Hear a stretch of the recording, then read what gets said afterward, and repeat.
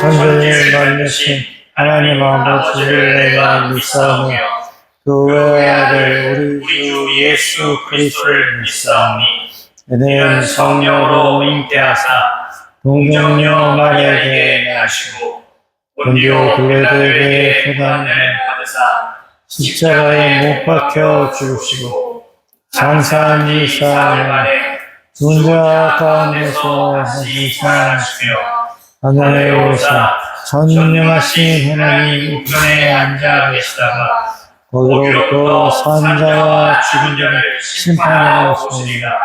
성령을 믿사오며 거룩한 공회와 성도가 서로 교통하는 것과 죄를 사하여 주시는 것과 몸이 다시 사는 것과 영원히 사는 것을 믿사옵나이다. 아멘. 나의 영원하신 기여 생명보다 귀하다. 나의 갈 길 다가도록 나와 동행하소서. 주께로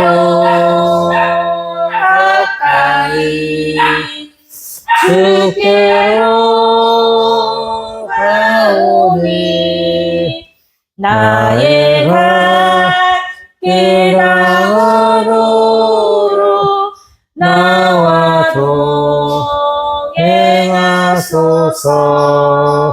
알고 오묘한 그 말씀 생명의 말씀을 귀한 그 말씀 진실로 생명의 말씀이 나의 귀와 믿음 밝히고 보여주니 아름답고 귀한 말씀 생명샘이로다.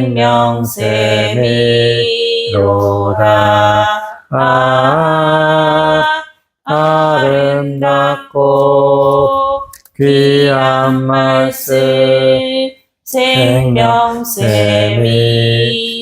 생명샘이로다. 이 세상 풍파심아 208장은 아는데 209장이 또한 난 질고마느나 나 편히 쉬게 될 곳은 주 예비하신 주의 전 예수 따라가며 복음 순종하면 우리 행할 길 환하겠네. 주를 의지하며 순종하는 자를 주간을 함께 하시리라. 의지하고 순종하는 길은 예수 안에 즐겁고 복된 길이로다. 하나님 아버지, 또 이렇게 예배드릴 수 있는 시간을 주시며 감사하고 또 말씀도 잘 이해하고 아빠도 말씀 잘 전할 수 있도록 주님께서 예배하는 동안 잘 인도하여 주시옵소서. 아멘. 살아계신 예수 그리스도 이름으로 기도드렸습니다. 아멘. 오늘 말씀은 마태복음 8장 10절 마태복음 8장 10절 말씀을 갖고 오늘 나누도록 하겠습니다. 다 함께 읽도록 하겠습니다. 예수께서 이 말을 듣고 놀랍게 여겨 따라온 사람들에게 말씀하셨습니다. 내가 진실로 너희에게 말한다. 이스라엘에서도 아직까지 이렇게 큰 믿음을 본 적이 없다. 아멘. 오늘 제목은 마음속 믿음을 보신 하나님. 함께 따라하겠습니다. 마음속 믿음을 보시는 하나님. 마음속 믿음을 보시는 하나님이라는 제목으로 은혜를 나누도록 하겠습니다. 사람을 만날 때나 친구를 사귈 때, 또 어떤 새로운 환경에 들어가서 적응을 해야 될 때, 우리가 그 상대방 사람의 마음을 알 수 있다면 참 좋을 것 같아요. 그러면 상처받는 일도 없을 것이고, 또 요즘 사기, 거짓말, 그치? 사기 당하는 일도 없을 것이고, 그리고 그 사람한테 뭐라 그러죠? 사기라고 하는구나. 거짓말을 앞에서는 정말 충성될 것처럼 정말 간쓸게까지 다 내줄 것처럼 얘기하죠. 그런데 결국에는 뒤돌아서 등을 치는 사람들. 인류의 가장 큰 죄악이며 또 가장 아픈 게 뭘까? 이제 됐다. 배신이죠? 배신. 배신은 언제부터 시작됐어요? 아담과 하와. 그 이전부터 시작이 됐죠, 사실은. 바로 하나님께서 가장, 그치. 송악대. 하나님께서 가장 아끼시고 가장 사랑스럽게 봤던 누구? 루시퍼. 하나님의 가장 가까운 곳에서 늘 하나님을 찬양하면서, 그렇기 때문에 하나님께서 천사들 중에서 가장 아름답게 만드셨던 하나님의 성가대장인 루시퍼가 어떻게 해요? 하나님을 배신했죠. 하나님을 배신하고 자기가 하나님과 동등됨을 취하고자 했고, 아니 하나님보다 더 높은 자리에 서기를 원하셨고, 하나님 가까운 지쪽에서, 지금도 교회에서 보면 성가대가, 목사님 가까운 데서 성가대가 찬양을 하지. 그것처럼 루시퍼도 하나님 가장 가까운 곳에서 하나님 찬양을 했어. 그랬더니 어떻게 온 천사들이 하나님을 바라보는데 마치 자기를 바라보는 듯한 착각에 빠졌다라는 거예요. 그래서 하나님보다 더 높은 곳에 있다라는 착각, 교만에 빠져서 하나님을 찬양할 존재로 만들어진 천사가 하나님을 배신하고 타락한 천사가 됐고, 그 타락한 천사가 온 세상으로 내려와서 된 것이 뭐냐고? 그치, 뱀, 마귀 사탄. 그래서 자기는 했던 그 배신을 다시 아담과 하와의 집어넣음을 통해서 천사 이래로 그보다 더 가장 아끼고 사랑하셨던, 존재했던 사람. 그 사람을 통해서 다시 하나님 또 배신하게 만든다. 징하다 진짜. 진짜 징하다, 진짜. 배신하면 안 돼. 그래서 이 사람, 인류 세상 가운데서 가장 나쁜 죄는 배신이에요, 배신. 그래서 가장 마음이 아픈 것도 배신이죠. 또 배신에는 어떤 특성이 있을까? 지나가다 어떤 모르는 사람을 만났어. 그 사람 나 알지도 못해. 그 사람이 나를 배신할까 안 배신할까? 안 해요. 그런데 가까이 있고 옆에 있고 오랜 시간 동안 함께 있던 사람이 배신. 할 수 있어요. 배신한다. 이지 너. 그래서 배신은 가까운 사람에게, 때로는 친구, 더 가까이는 가족, 더 가까이는 남편과 아내, 더 가까이는 부모와 자식 간의 배신도 요즘에는 이루어지죠. 재산 갖고서 부모 자식 간에 다툼을 하고, 요즘에 심지어 어떻게 돼요? 치매 걸리신, 요즘 한국에 이제 나이 드신 분이 많이 살다 보니까 죽기도 전에 정신을 잃는 치매, 제대로 기억하지 치매에 걸리는 거야.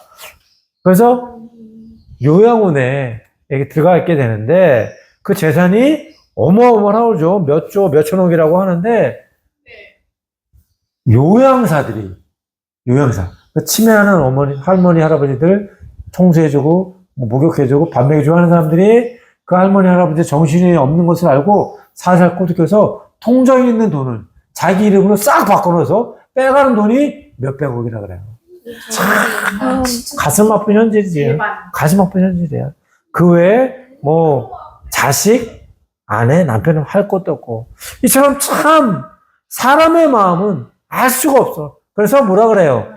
10길 물속은 알아도 한 길 사람 손은 모른다라는 한국의 속담이 있죠. 이처럼 우리는 도대체가 사람의 마음을 알 수가 없어요. 그래서 그 사람이 그 마음 가운데 무슨 마음을 품고 있는지 당최 알 수가 없다는 말이에요. 그런데 사람의 마음을 다 보시는 분이 있으시니 그분은 바로 누구시다? 하나님이시다. 하나님이시다. 왜? 사람을 만드시고 지으시고 생명을 불어넣으신 루아흐 하신 분이 바로 하나님이시기 때문이라는 거죠. 그래서 하나님은 모든 사람들의 마음을 다 아셔. 그래서 하나님은 사람을 선택하실 때 겉모습이나 외형을 보는 게 아니라 사람의 마음을 보시는 거예요. 모습은 중요하지 않다. 우리가 여기서 겉모습이라는 이 단어에 주목해야 될 필요가 있어요. 뭐 옛날에 이지혜나 로이가 하나님은 루아가 겉모습을 좋아하지 않는다 해서 생긴 거 뭐 이런 거 보시지 않는 분이 아니에요. 보시는 분이야. 여기서 이야기하는 겉모습은 뭐냐면 그 사람의 행위야. 행태. 그치? 속마음은 다른데 겉만 손뼉 치고 있는 거야. 그래서 교회 예배 드릴 때도 속마음은 딴 데가 있어. 예배 끝나면 나 친구 만나서 일단 저한테 술 먹어야지. 예배 끝나면 뭐 해야지. 마음은 딴 데가 있고 그 교회에 온 목적이 하나님을 예배하고 경배하러 온 것이 아니라 교회 내에 있는 많은 사람들 뭐 다단계 판매 뭐 요즘 뭐가 있죠? 생각이 안 나요. 그거 집사님 하는 거 그거. 애터미 헤이지, 아메이 헤이지. 그리고 내 사업 파트너 찾아야지. 이런 마음을 갖고 예배당에 앉아서 열심히 찬양하고 손뼉 치는 사람들은 받지 않으신다라는 거예요. 여기서 말씀하는 겉모습은 바로 그런 모습들이라는 거예요. 그래서 하나님은 그런 사람들의 겉모습, 그리고 헌금을 하는데 자기의 온 마음과 정성을 들여서 하는 것이 아니라 돈 많으니까 이거 그냥 11조 해야 된다니까 의례적으로 형식적으로 다 왜 이거 준다 그래봐야 나는 재산이 너무 많아서 아무런 해도 없어 이런 마음으로 하는 거는 받으셔 안 받으셔? 안 받으셔. 그래서 하나님께서 유대 사람들 안식일에 회당에 가서 많은 사람들의 연보함에 헌금함에 돈 넣는 걸 봤어요. 거기는 유대 부자도 왔었고 또 많은 재산을 갖고 있는 사람들 왔었고 돈을 뭉치로 놓는 사람도 있었는데 그 중에 한 과부가 있었으니 그는 그 중에서 가장 적었던 두아블루 리브를 2개를 넣었어요. 그때 예수님께서 뭐라 그러셨어? 여기 있는 사람 중에서 이제는 성경을 다 외우고 있네. 그러니까 다 외우고 있네. 어쨌든. 내 목소리 헷갈려. 여기 있는 사람 중에서 이 과부가 한 헌금이 가장 크다. 왜 그랬느냐? 대단하네. 자기가 가진 생활비 전부를 내어 주셨기 때문에. 마음을 보시는 분이 하나님이라는 겁니다. 그래서 하나님께서는 외형이나 조건이나 배경이나 자격, 지식처럼 겉으로 드러나는 걸 보시는 분이 아니라 내 마음 속에 있는 마음의 중심, 진실, 그리고 하나님을 향한 그 방향, 내가 주님을 향한 삶의 태도, 그리고 누구를 위해서 충성을 하고 있는지 그런 충성의 대상을 보신다라는 것입니다. 다시 말하자면 내 마음속 저 깊은 속 안에 있는 그것들이 무엇을 원하는지 그 본질을 보신다라는 거죠. 그래서 다윗을 선택할 때도 다윗의 외모나 키나 학식이나 학력이나 태도를 본 것이 아니라 다윗의 마음에 있는 중심을 보셨다. 사무엘상 16장 17절 말씀에 그러나 여호와께서 사무엘에게 말씀하셨습니다. 겉모습이나 키를 보지 마라. 나는 이미 그를 버렸다. 여기서 버렸다고 얘기하는 건 사울 왕을 얘기하는 거죠. 내가 본 것은 사람이 보는 것과 다르다. 사람은 겉모습을 보지만 여호와는 마음의 중심을 보신다. 자, 이 말씀은 사울은 하나님께서 처음으로 이스라엘 왕으로 세우신 사람이었어. 그리고 키도 환실했고 얼굴도 요즘으로 말하면 뭐예요? 아주 잘생겼다고. 무드 확실한 환칠한 각 호도 마치 배우 아이돌. 그치 아이돌 같이 빼어난 미모를 가진 그런 사람이었어요. 사울 왕이 아이돌 일시였어 사실은. 하나님이 완벽한 왜냐 하나님은 흠 있는 양을 제물로 받지 않으시거든. 그래서 흠 없이 완벽한 양처럼 생각해서 사울을 세웠는데 그거 하나님을 배신했다는 거지. 존중하지 않았다는 거지. 교만했다는 거죠. 하나님의 말씀을 듣지 않았다는 거야. 그래서 하나님이 사람의 마음의 중심을 보신다는 것은 무결점의 사람, 퍼펙트한 사람, 하나도 흠이 없는 사람을 찾으신다는 게 아니야. 그 말이 아니야. 하나님께로 마음이 상한 자, 오뚜기처럼 옆으로, 좌우로, 위로, 아래로 왔다 갔다 했을지라도 다시 중심을 잡고 있는 우리가 버스나 지하철에서도 급정하게 쓰면 휘청거릴 수는 있으나 그러나 발의 중심 딱 대고 사면 다시 설 수 있는 것처럼 내 마음의 중심이, 내 마음의 방향이, 내 마음의 태도가 내가 본질이 시각이 하나님을 늘 상해했고 하나님을 향해 다시 돌아올 수 있느냐 그런 사람을 찾으신다는 거죠. 사울은 하나님께서 이스라엘 백성을 데리고 애굽에서 가나안 땅을 해석할 때 아말렉이 숨어 있다가 이스라엘을 공격해서 이스라엘이 큰 어려움을 겪었죠. 그래서 하나님께서 사울 왕을 세우신 후 그때 일을 겪으시고 본때를 보여주기 위해서 너는 지금 아말렉 나라 쳐들어가서 거기 있는 사람 아이들부터 노인들까지 왕부터 종들까지 심지어 코니, 문, 콩, 불안, 동물들까지 모두 다 거기서 바로 진멸의 칼날이 나온 거예요. 모두 다 진멸시키라고 그랬어. 모두 다 진멸시키라고 그랬어. 왜?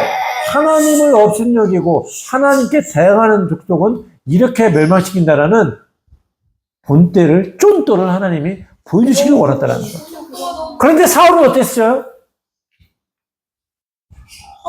그 나라의 왕을 사로잡아오고 또 짐승 가축종 중에서 살찐 양, 살찐 소를 살려서 와서 백성들에게 자기가 이렇게 건재하고 내가 너희들에게 이걸 주겠다. 밤이 되니 짐승의 울음소리가 들렸어. 그래서 사무엘에 가서 아니 왕이시여 이 짐승의 소리가 들리는데 이것이 무슨 일입니까? 하나님께서 당신의 명하기를 그 나라의 모든 사람들과 가축들을 다 진멸시키라고 말하지 않았습니까? 그랬더니 사울이 뭐라고 했어? 아이고 죄송합니다. 제가 잠시 눈이 멀어서 잘못을 했습니다. 제가 다시 회개하니 주여 나를 위해서 하나님께 용서를 빌어. 왜? 제사장이 중보자라서 하나님께 나갈 수 있는 자격이 있었거든. 그래서 사무엘이 사울의 죄를 중보해 줄 수 있었어, 하나님 앞에. 그런데 사울이 아빠가 얘기한 것처럼 회개했어요, 안 했어요? 안 했어. 회개 안 했어요. 거기에 아가왕이 불쌍해서 왕을 잡아갖고 이 소와 양들은 하나님 앞에 제사 드리기 위해서 잡아온 것입니다. 그랬더니 사무엘이 뭐라 그래? 유명한 구절이죠. 순종이 제사보다 낫다. 낫겠느냐. 순종이 제사보다 낫겠느냐. 하나님 말씀을 듣는 것보다 하나님 앞에 제사 드리는 걸 원하시겠느냐. 회개하지 않았어. 반면에 다윗은 어땠죠?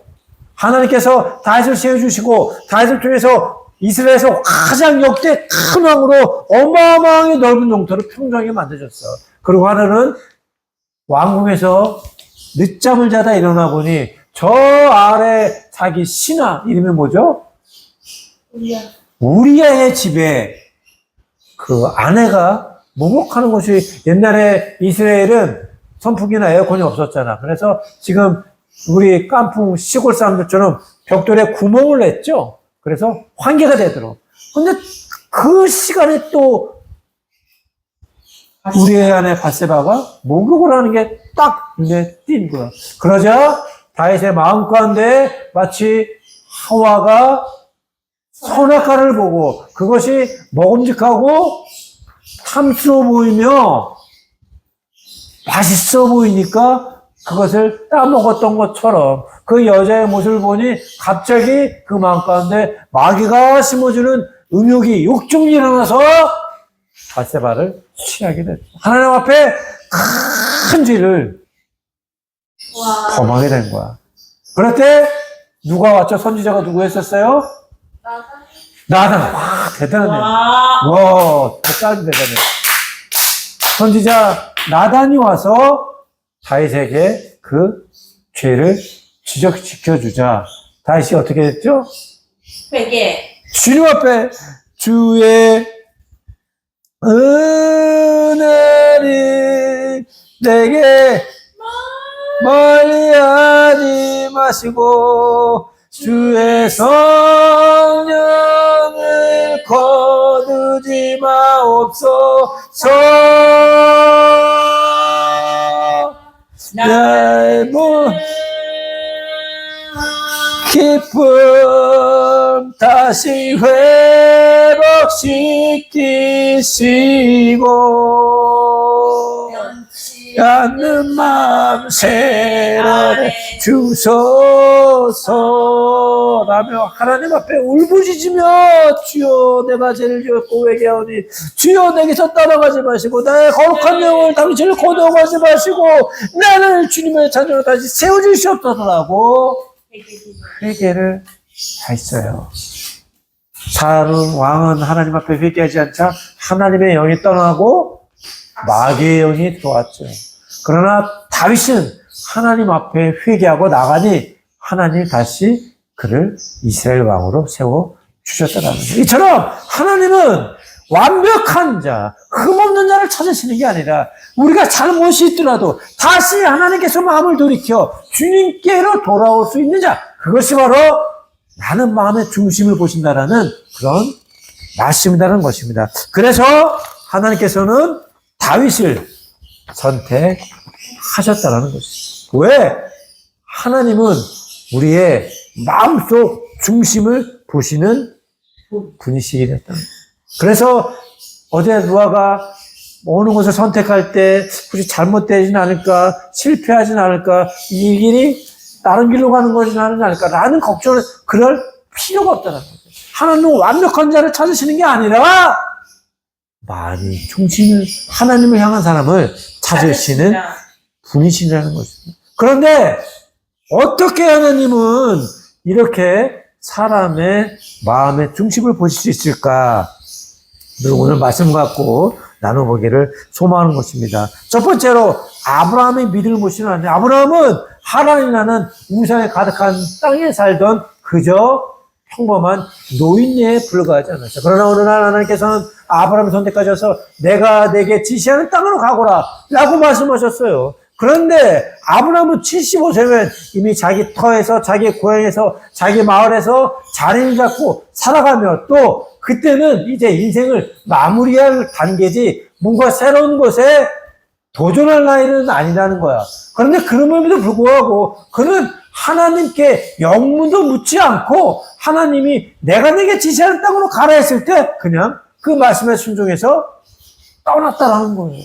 그런데 아브라함은 하나님의 큰 축복을 받아서 하나님의 말씀처럼 많은 금과 은과 수없이 많은 양들과 수없이 많은 낙타들과 또 어마어마하게 많은 아브라함이 거느렸던 식솔들의 한 가지 쫀도를 바라보면 그때 롯이 소돔과 고모르 성에 살 때 이웃나라 군대들이 쳐들어와서 롯을 잡아갔던 적이 있어요.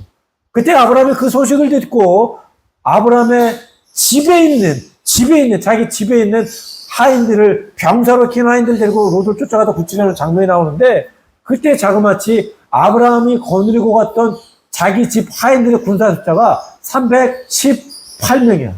싸울 수 있는 한참 전투를 배운 사람의 숫자가 318명이었어. 그러면 그 사람의 남편도 있을 것이고 또 그들이 낳은 자녀도 있을 것이고 지금 따져보면 그 한 사람당 5명만 갖고 있다고 쳐도 몇 명이에요? 5, 35, 1,500명이 넘는 거야. 아담이 그냥 군인만 들여서 일하는 사람, 가축하는 사람 말고 군인으로 키우는 그 사람의 딸린 식솔들만 합치면 1500명. 그러니 집안에 하인 또 사라와 그것도 여자들 집에서 밥상 차리고 빨래 해주고 하는 까지 살이면 좋기 2000명은 됐다는 거죠. 어마어마한 부를 주셨는데 문제는 아브라함의 나이 85세까지도 자식이 없었다는 거예요. 자식이 없었어. 그때 아브라함은 이제 다 포기 상태에 있었어요.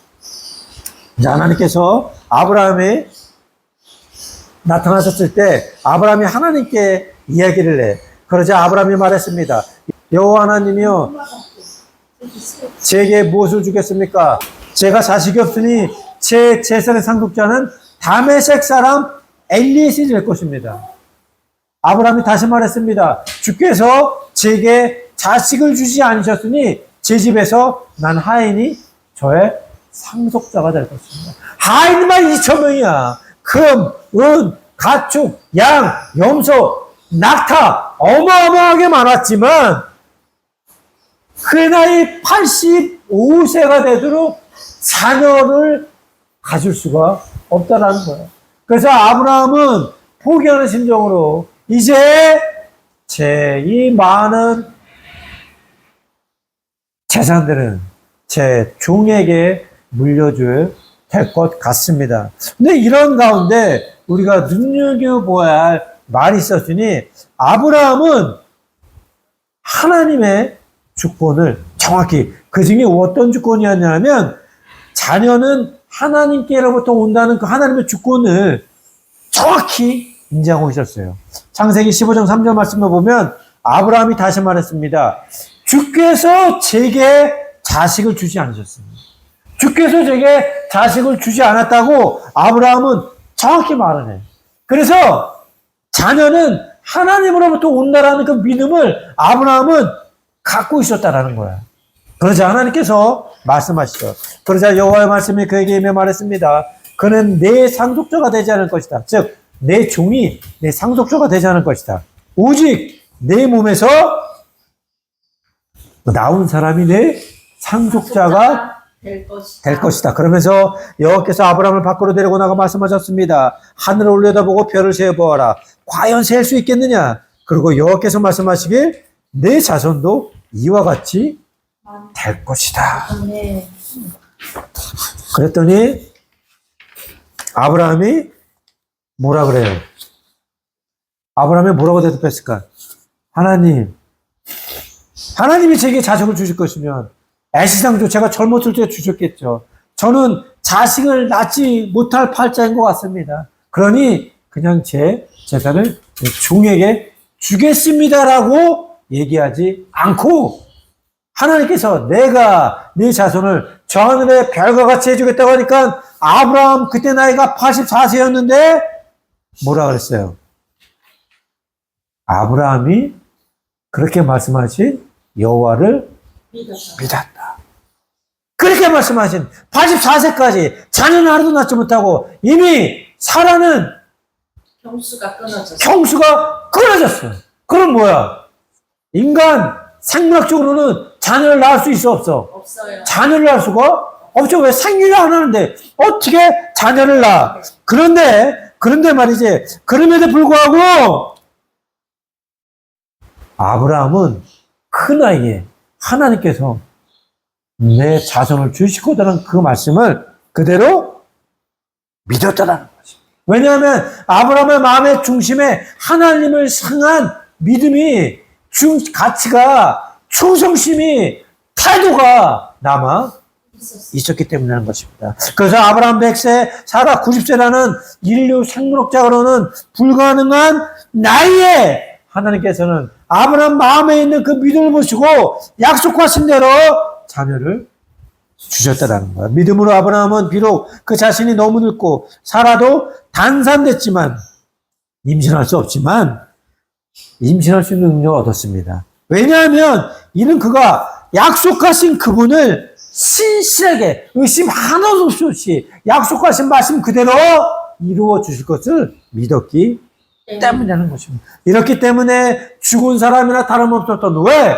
자녀를 낳을 수 없고 또 생리가 끊어진 두 사람에게서 하늘의 수많은 별과 같이 그리고 약속하신 대로 바닷가에 셀 수 없는 모래와 같이 수많은 자손들이 태어났습니다. 히브리서 11장 11절 말씀에 나와 있던 것입니다. 다시 말하자면 우리가 하나님을 믿기만 하면 우리가 하나님을 신뢰하기만 한다면 내 마음속의 중심의 가치를 하나님께 중심으로 두고 살아가기만 한다면 사람이 과학적으로 물리학적으로 인간의 생물학적으로 불리한 될 수 없는 상황일지라도 하나님께서 우리 마음 중심에 있는 그 믿음을 보시고 불가능이 없으신 하나님의 능력으로 이루어 주신다라는 것입니다.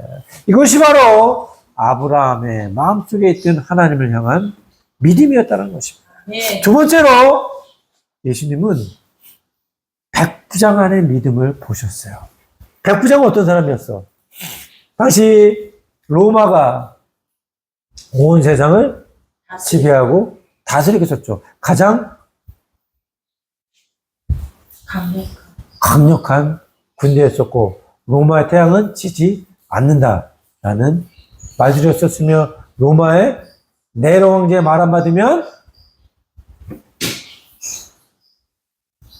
날아가는 새도 떨어지는 그런 세상이었어요. 그때 이스라엘을 다스리고자 로마에서 파견되었던 군인들 중에 어떤 백부장, 부활을 한 100명 정도 거느린 백부장이 있었어요. 그런데 그 사람은 하나님의 은혜로 이방 사람임에도 불구하고 하나님 말씀을 경외하고 진리를 사모하는 자였어요. 그래서 불쌍한 사람들, 과부와 또 고아들, 그리고 이방인들, 병자, 약자들을 도와주고 심지어 이스라엘 백성들의 회당, 지금으로 치면 교회까지도 지어주는 사람이었었어요. 백부장이 이방인이. 그런데 그 사람이 하루는 예수님께 찾아와서 간곡한 차원에서 예수님 너무나 바쁘신 거 압니다. 그럼에도 불구하고 예수님께 한 가지 청하라오니 저 집에 있는 제 부하가 지금 중풍병으로 숨이 넘어가고 있습니다. 그를 좀 살려주시옵소서. 근데 그때까지 뭐야? 예수님은 어떻게 돼? 이방인에 대해서 아직 하나님의 은혜를 베푸시기 전이었었어요. 그래서 그것을 알고 예수님과 같이 있던 그 예수님을 따르던 교회의 리더들, 장로들이 예수님께 말했던 거야. 예수님, 이 백부장은 우리를 많이 돕는 사람들입니다. 아까 얘기했던 것처럼 아빠 과부를 돕고 불쌍한들, 약자들, 병자들 도우며 심지어는 우리 회당을 짓는 것까지 도와주셨으니 꼭 좀 도와주십시오. 라고 얘기하자 예수님이 그래 가자 내가 내 하인을 낫게 하겠다 라고 말씀하세요.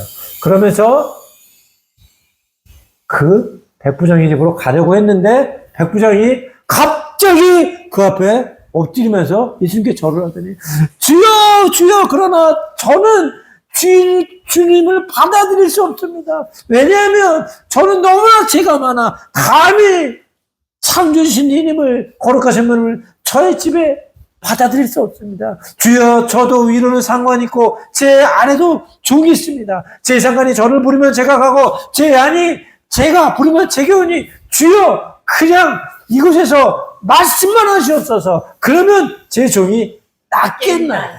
와 예수님이 그 말씀을 들으니까 정말 기가 막혔어. 왜? 예수님 누구예요? 예수님 곧 하나님이시죠.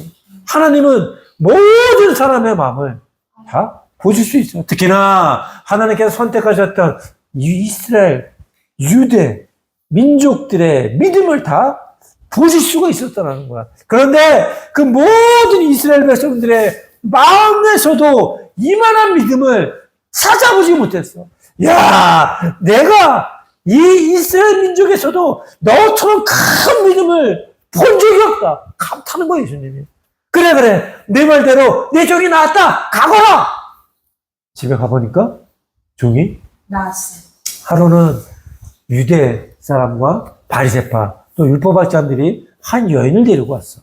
그래서 그 여인을 데리고 와서 예수님 앞에 탁 내동댕이 치고서 예수님께 말했어.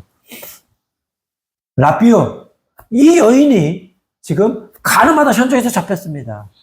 모세 십계명에 의하면 가늠하다 현장에서 잡힌 여인은 돌로 쳐 죽이라 그랬는데, 자, 이제 당신은 어떻게 심판하시겠습니까?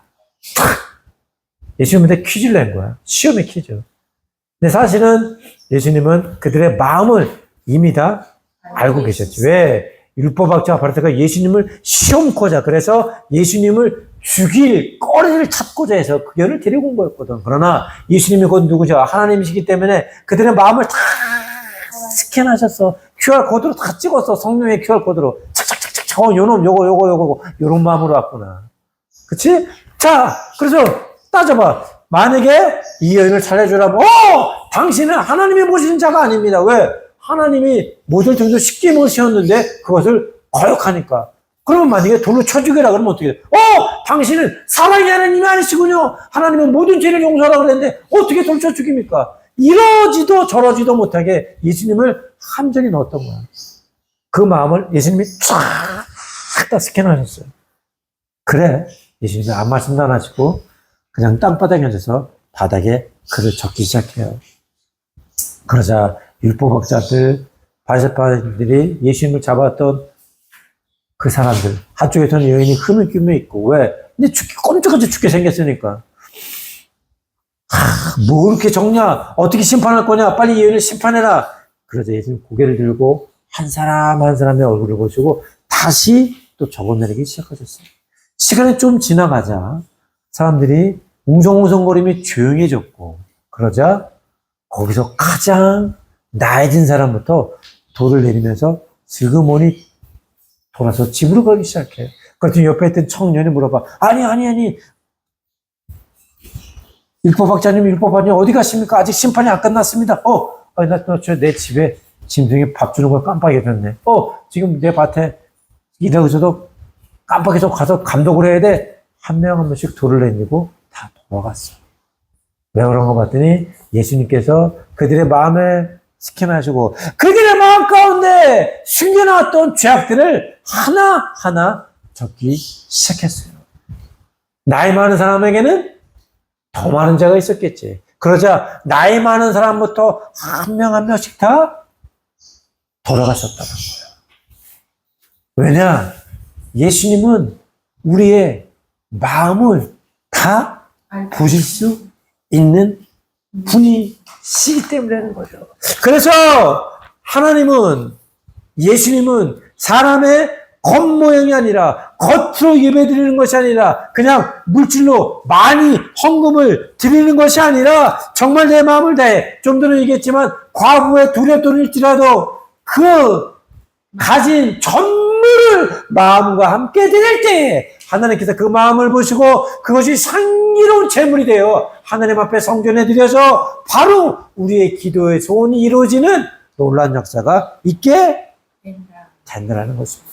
그래서 하나님 앞으로 나올 때 우리가 어떤 마음을 가지고 나오느냐, 이것이 바로 중요하다는 것입니다. 백부장처럼 이방인임에도 불구하고 하나님을 창조주로, 예수님을 창조주로 보는 믿음을 갖고 나오면 그저 그것까지 가지 않아도 그 믿음으로 인하여 예수님이 이미 2000년 전에 원격 진료를 하신 거예요. 원격 진료로 거기 가지도 않고 낫게 하시는 그런 역사가 일어나고, 지금도 우리 마음 가운데 예수님을 향한, 하나님을 향한 그런 백부장 같은 마음만 있다면 우리가 불가능으로 여기는 그 일들이 이루어지는 기적이 일어날 줄 믿습니다. 왜냐? 하나님은 예수님을, 성령님을 통해서 지금도 우리의 마음을 관찰하고 계시다라는 거야.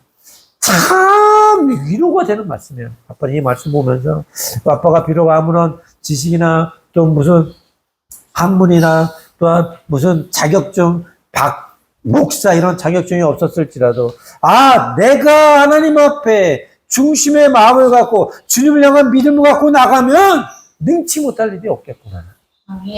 이것이 바로 우리가 지금까지 엄마 아빠 해나루와 제가 선교할 수 있었던 그런 원동력이죠. 만약에 하나님이 조건을 보시고 학력을 보시고 배경을 보시고 지식을 보셨다면 어떻게 엄마 아빠가 해나를 되게 손대할 수 있겠어. 그러나 마음의 중심을 보시는 하나님이 계시기 때문에 그런 일들이 일어날 수 있었다는 것입니다. 세 번째로 네. 내 친구의 믿음을 보신 예수님. 하루는 예수님께서 가버나움이라는 곳으로 가셔서 복음을 전하고 귀신을 쫓아내고 병든 자를 고칠 때였어요. 그런데 그때는 이미 예수님이 귀신을 쫓아내고 많은 사람들을 고친다는 소문이 가버나움에 가득했어. 그래서 다시 두 번째 가버나움에 방문하시자 예수님이 머무셨던 그 집에 사람들이 인산인해를 했어. BTS 저리 가라야. 블랙핑크 저리 가라야.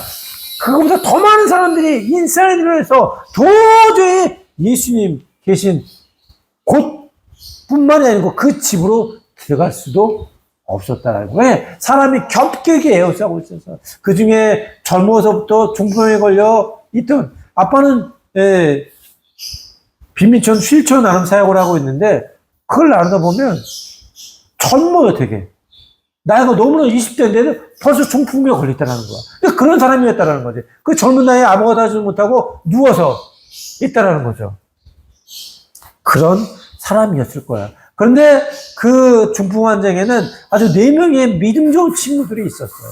그래서 그들이 예수님에 대한 소문을 듣고 야 오늘 우리 동네에 예수님이 오셨대 어서 가자 해서 들것을 얼렁 만들어서 나무 두 짝을 띄우고 집으로 엮어서 집으로 올려서 한 명 한 명씩 잡고 느기퉁에 잡고 예수님을 향해 갔어. 그런데 예수님이 집에 계시는 곳에 다 다다랐는데 벌써 어떤 사람이 일부러 사람이 어떤 남편에 발을 찔럭찔럭 하면서 집으로 돌아가고 있어요. 아니 아직 왜 병도 못 고쳤는데 벌써 돌아갑니까? 아이고 말도 마. 예수님 근처는커녕 그 집 앞에 줬다 다가갈 수 없어. 가나마나야. 그냥 다음에 와.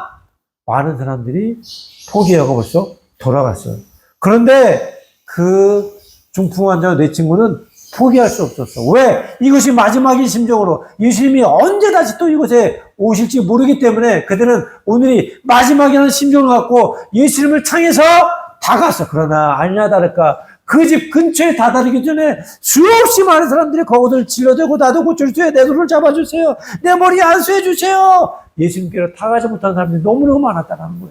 어떻게 내 친구들은 함께 모여 기도했습니다. 주님 오늘 예수님에게 우리 친구 이 젊어서 중풍에 걸려서 인생을 포기하는 이 친구 결혼도 하지 못하고 아무런 인생에 희망이 없는 이 친구를 꼭 낫게 하기를 원해 주여 예수께 다가갈 수 있는 길을 열어 주시옵소서 주여 열어 주시옵소서 하고 통성으로 하고 4명이 기도를 끝마치고 하늘을 향해 바라보는데 그때 그 집 지붕이 보였어. 내 친구에.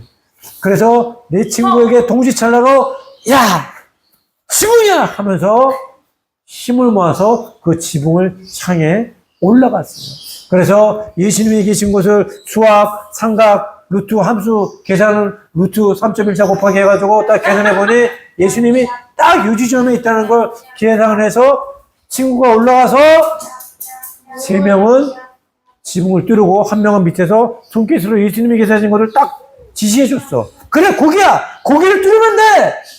그래서 그 구멍을 뚫으니 어떻게 했어? 위에서 먼지가 막 떨어졌겠죠. 그래서 밑에 있는 사람들, 특히 집주인은 무슨 일이냐? 왜 남의 집을 뚫으냐? 너희들 뭐야? 빨리 경찰을 불러, 경찰을 불러. 근데 예수님은 그 상황 가운데 아무런 말씀도 안 하시고 예수님 위에 먼지가 떨어지고 지푸라기가 떨어지는데 그저 흐뭇한 모습으로 천정을 주시하고 계셨어요. 어느덧 구멍이 커지고 이제 구멍이 넓어지니까 그 위에서 들것에 실린 한 중풍 환자가 예수님 앉아 계신 그 바로 앞에 떨어지기 시작했어요. 그런데 예수님께서 그들을 보시고 하시는 말씀이 내가 너희들의 믿음을 보았다. 내가 죄를 용서받았다. 그러니 이제 내 들것을 들고 걸어가거라. 그랬더니 걷지도 손가락도 움직이지 못하는 그 청년이 발떡 일어나서 들것을 싣고 걸어갔다는 것입니다. 그런데 우리가 여기서 눈여겨봐야 될 것은 예수님이 하신 말씀이었다는 거야. 예수님이 뭐라고 말씀하셨어? 예수님께서 말씀하신 것은 내가 내 믿음을 보았다. 마가복음 2장으로서에 보면 예수께서 그들의 믿음을 보시고 그들의 믿음을 보셨다고 말씀하셨어요. 믿음을 보실 수 있다는 것입니다. 우리는 믿음이 보이지 않지만 예수님은 4천원의 영으로 이곳에 오셨기 때문에 믿음을 보실 수 있다는 것입니다. 그래서 내 친구들이 예수님 앞에 자신들의 믿음을 보이니 바로 그 믿음으로 인하여 그 친구의 중병이 나음을 얻었다는 거야. 예수님께서 그 친구의 병을 고치신 것은 그들이 지붕을 뚫은 그 행위 때문이 아니라는 거야. 땅굴을 파고 집에 벽을 뚫었어도 그들의 친구의 병은 나을 수 있었어. 왜? 예수님은 그들의 믿음을 보셨기 때문이라는 거죠. 이처럼 이제 2026년도가 시작이 되었는데 우리가 올해는 어떤 모습으로 살아야 될까를 잘 생각해 봐야 된다는 거죠. 하나님께 중심을 두고 하나님께 충성하며 하나님께 내 삶의 가치를 두고 하나님을 향한 마음으로 내가 때로 어렵고 힘들고 고난 때문에 좌우로 흔들릴 수는 있지만 다시 하나님께 중심을 둬서 다시 하나님께로 되돌아올 수 있는 마음을 갖고 백부장처럼 예수님이 창조해 주시는 믿으며 내 친구처럼 불가능한 상황에서도 주님 앞에 나아가는 그 믿음을 갖고 나아간다면 올해 2020년 한 해도 하나님께서 예수님께서 성령님께서 우리의 그 믿음을 보시고 아브라함처럼 생물학적으로는 자녀를 가질 수 없는 남에 불구하고 자녀를 갖게 하는, 그래서 약속된 하늘의 별처럼 바다의 모래알처럼 자손이 셀 수 없는 만큼 이루어지는 그런 놀라운 역사가 올해 2026년에도 우리에게 일어난다는 것입니다. 아멘. 그래서 내 마음의 중심에 무엇이 있고 내 마음에 내가 무엇을 향해 시선을 두고 있는지 늘 우리 자신을 스스로 점검해 봐야 돼요. 아멘. 내 외모, 내 조건, 내 형편, 내 능력, 이거는 세상 사람들이 따지는 스펙이야.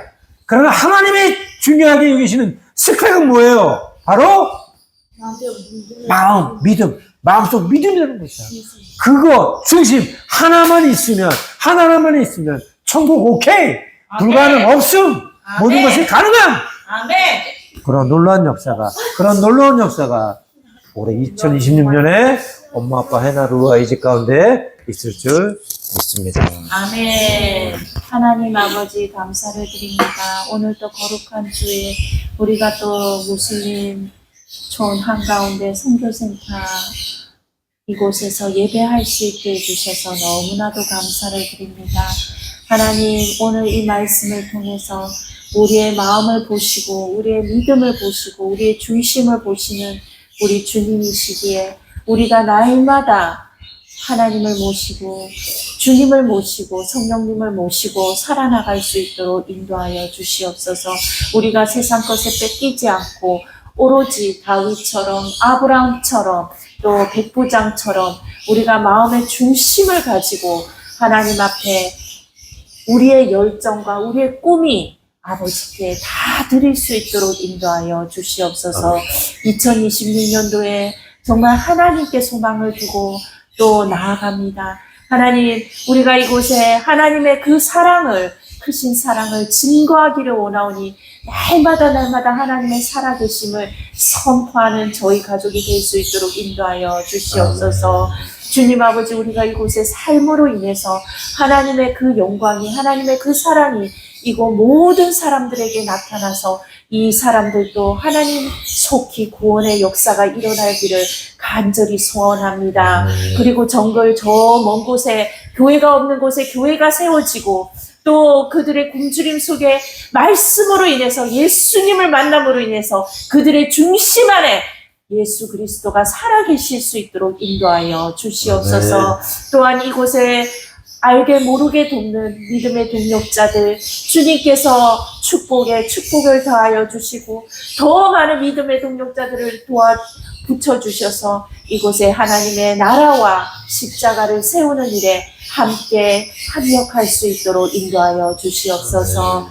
우리의 모든 삶과 이번 주의 모든 이번 주의 계획과 모든 것들, 주님 우리의 필요들을 주님께서 아십니다. 모든 부족한 거, 주님 또 갚아야 할 선교 대출금과 모든 것들을 하나님께서 다 아십니다. 아버지께서 이 모든 것을 다 이루어 주실 줄 믿사오니 우리는 오직 우리 중심 안에 예수님만 있기를 소원합니다. 우리의 믿음만 있기를 소원합니다. 하나님께서 함께하여 주시옵소서. 감사를 드리며 예수님의 이름으로 기도드립니다. 아멘. 하늘에 계신 우리 아버지여, 이름이 거룩히 여김을 받으시오며 나라의 마시며 뜻이 하늘에서 이룬 것 같이 땅에서도 이루어지이다. 오늘날 우리에게 일용할 양식을 줍시고 우리가 우리에게 죄진 자를 사하여 준 것 같이 우리의 죄를 사하여 주옵시고 우리를 시험에 들게 하지 마옵시며 다만 악에서 구하옵소서. 내게 나라와 권세와 영광이 아버지께 영원히 있사옵나이다. 아멘.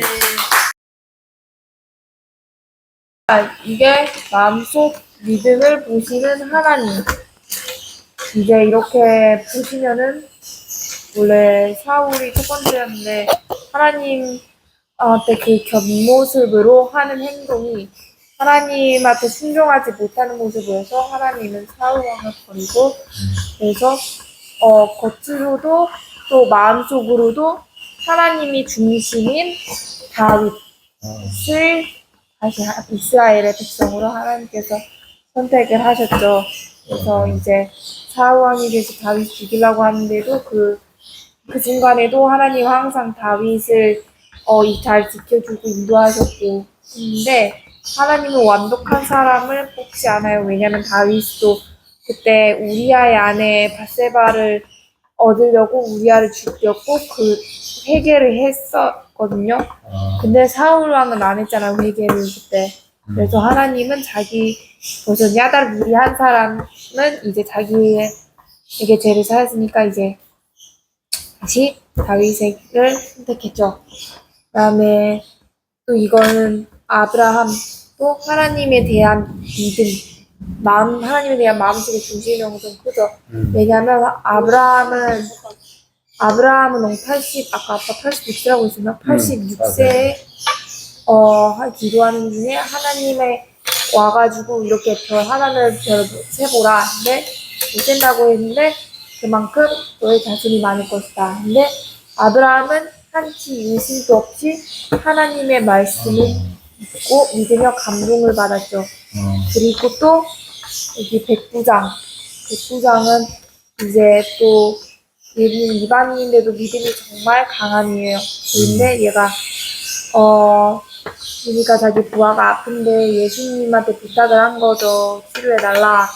그래가지고 원래 예수님이 안 해주려고 했는데 그렇게 이스라엘 백성들이 부장 우리 많이 도와줬어요 해가지고 예수님이 알겠다고 해서 간다고 했는데 부장이 그냥 여기서 말씀만 해주시면 나을 거라고 믿어요. 근데 그래서 예수님이 깜짝 놀랐죠. 그래서 하나님 마음속에 겉으로만은 그렇게 행동하는 사람이 아닌 마음속에 또 벌써 이미 하나님을 믿는 믿음이 강하기 때문에 그래서 부하가 났고 그리고 4명의 친구들은 이렇게 사실 아까 오빠가 말했던 것처럼 사람이 엄청 수많은 인파들이 있었을 텐데 그걸 보면 와 이거 언제가 기다려 이런 사이에 이 친구 더 영이나 악화되겠네 그런 부정적인 생각을 하지 않고 오히려 해결책을 찾아가지고 자기 친구를 치료하려고 하는 믿음이 있어요.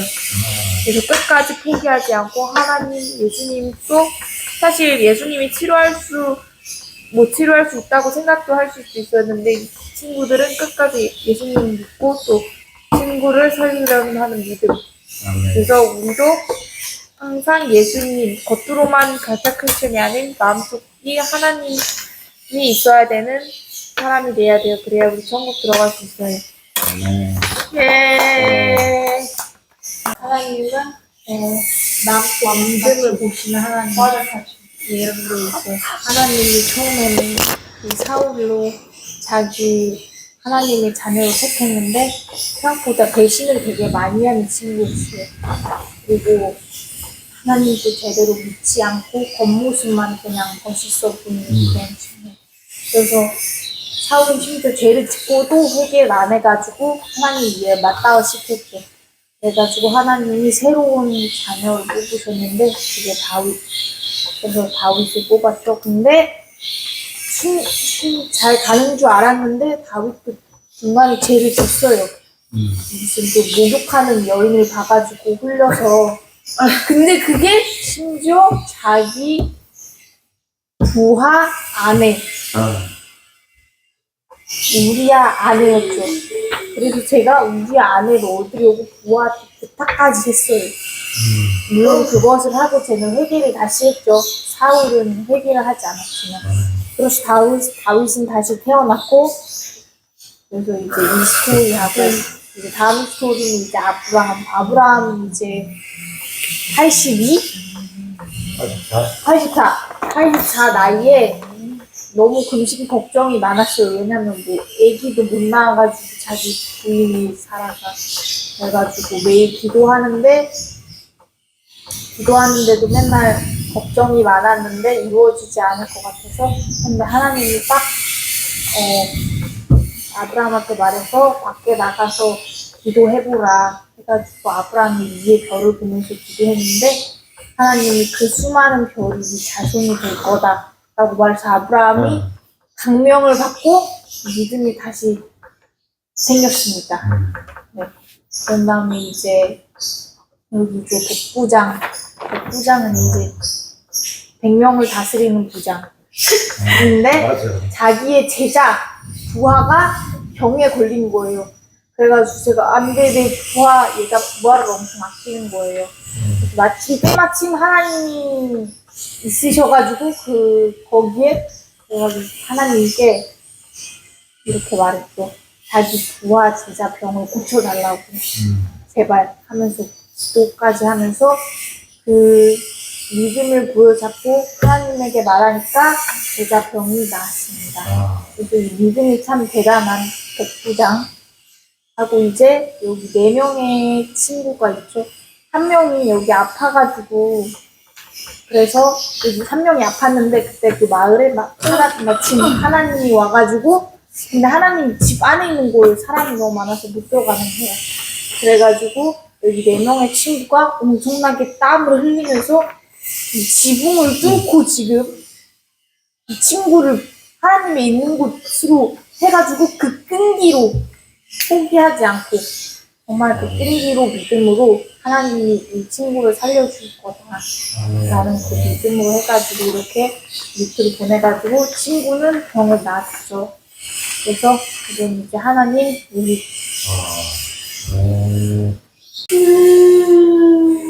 네. 그러니까 이번 얘기에서는 마음속 미래를 보시는 하나님에 대한 거였잖아요. 근데 이 아빠가 이 마하산 모든 사람들 중에서 각자 이 믿음이 있는 사람들 아빠가 했는데 헤나가 볼 때도 이제 그 믿음에서도 살짝 약간 리미스가 있던 것 같았던 거죠. 그래서 여기 아빠 이 사진 순서대로 하면 이제 얘는 사울은 이제 마음이 변했잖아요. 믿음이 변했죠. 그러니까 다윗한테는 변하지 않는 믿음의 마음이 있었기에 하나님이 선택하신 거고, 또 아브라함은 하나님이 하는 말씀을 곧이 그대로 받아들일 수 있는 믿음을 가진 마음. 그리고 박부자는 예수님 또는 하나님에 대한 지위와 권위에 대한 믿음에 대한 마음을 가진. 그리고 또 이 4명 친구들, 얘네들은 이제 하나님이 자기 친구를 구해줄 거를 믿고 행할 수 있는 믿음에 대한 마음이 있는 거고, 그러니까 우리도 이제 각자의 방식대로 믿음을 지켜가는 마음을 가질 수 있도록 노력하겠습니다.